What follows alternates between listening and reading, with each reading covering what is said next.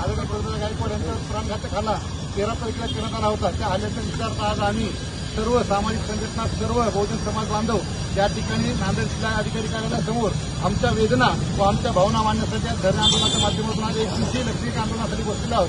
या ठिकाणी कुठल्याही एका श्रेणीचा पदाधिकारी नसून सर्व बहुजन समाजातील कार्यकर्ते व नेते आहेत। या सरकारला सांगायचं एवढंच आहे की अशा गुंडांना पाठीशी घालून तुम्हाला सिद्ध काय करायचं।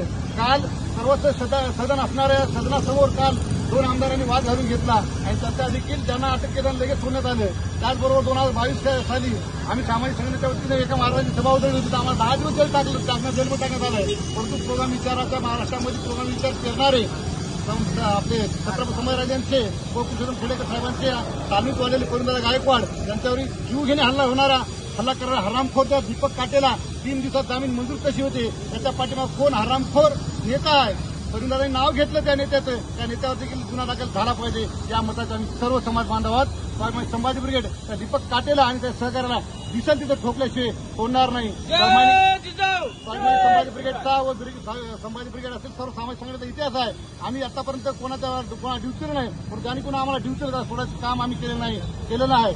मागे भांडारकर झालं, येणाऱ्या काळात देखील याचं भांडारकर केल्याशिवाय आम्ही सोडणार नाही।